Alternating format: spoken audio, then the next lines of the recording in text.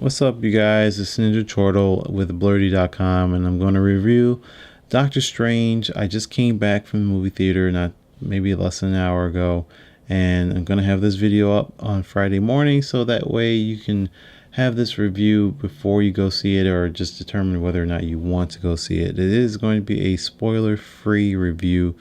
I'm going to probably, more than likely, have a discussion later next week just to give you guys a chance to see it, and then we'll talk a little bit more about specific things in the movie, because there actually was quite a bit going on that I'm actually really anxious to talk about.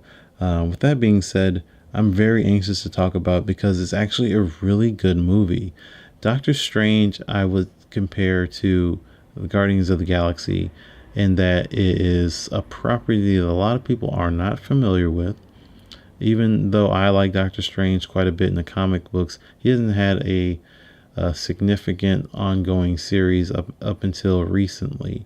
So there's still a whole lot that casual fans don't know. And I'm someone that reads a lot of comic books. With that being said, it is a good movie to lay down that foundation of this character. And as a matter of fact, this is going to be a great foundational movie for the future of Marvel Cinematic Universe. And I say that because I compare this movie to Iron Man. As far as the story, no, it's not as good as Iron Man. I'm not comparing it that way, but in what it's going to do for the future, because there's going to be more Doctor Strange movies, yes, but there's going to be more events happening in the Marvel Cinematic Universe based off of what's going on with Doctor Strange.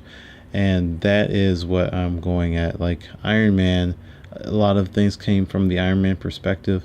I can see the future of the MCU coming from Doctor Strange's perspective, and that means he is very significant to the future of Marvel. As far as performances go, it wasn't any really bad performances. I did enjoy Tilda Swinton a lot as Ancient One. I know there was a lot of issues going into the movie and why the Ancient One was a white woman when the character in the comics was Tibetan, I believe, older male. But I think Doctor Strange did a really good job of justifying not only having her, which they didn't say, oh, she's in the mountains or anything like that. They didn't really give a country origin, but having her specifically and why she's a younger looking white woman, which race wasn't really a factor. It's just why she looked the way she did. That came into play. And I'm not going to spoil any of that, but she was plenty badass, and that's where I'm going with it. Having her be Tilda Swinton, and she was plenty badass. Like, she was one of the more appealing characters in the entire movie. The only person that was really more likable was Strange himself. So that speaks volumes for what Tilda Swinton did and what Marvel wanted to do with this character.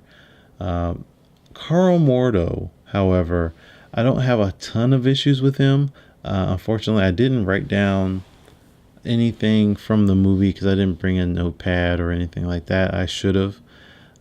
There were open threads. There were performance issues. There were character issues going on. And I'd say most of those lean towards Carl Mordo. But for the most part, it wasn't a really bad anything going on with the movie. It's just the story itself could have been better. The significance could have been higher. But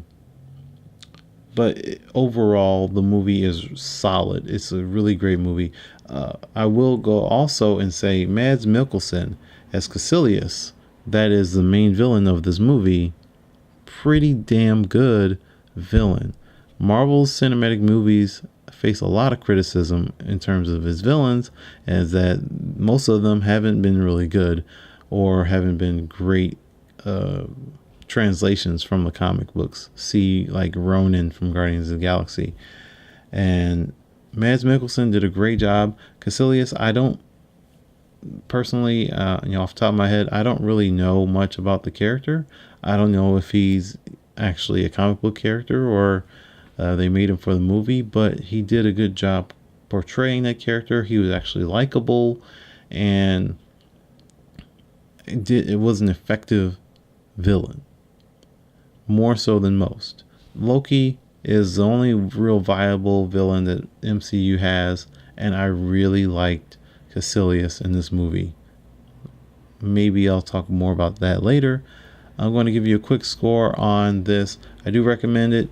I want, like, for all of you to make sure if you do go watch it, you stay and watch both after credit sequences. Can't say that enough. The first after credit sequence is after the flashier, colorful words and letters, and that is the more significant one. Is also the funnier one. The second one is good and significant for the future of Doctor Strange, but it's more darker. That one's after the black background, white text. Make sure you watch that as well.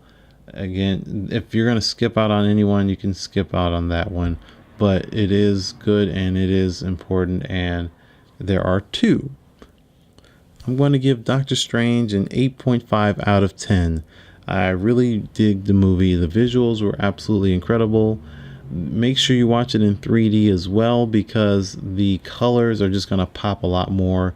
And this is probably the only cinematic movie of the Marvel universe that I would recommend watching in 3D. This movie over anything else that's come out thus far. Make sure you guys subscribe here on YouTube. Check out the website. I will be streaming later tonight, going back to Rise of the Tomb Raider on PS4, seeing how far I can get to that. So make sure you join in. Subscribe to twitch.tv/blurdy. Not subscribe, but follow. Subscribe here on YouTube. And I will see you guys next week with more videos on Doctor Strange, The Walking Dead, Agents of S.H.I.E.L.D., and possibly getting to some more video gaming content, because there's a lot of things that's been going on lately I haven't had a chance to talk about, like the Nintendo Switch and some Marvel vs. Capcom 4. What? Okay. Definitely have an opinion on that.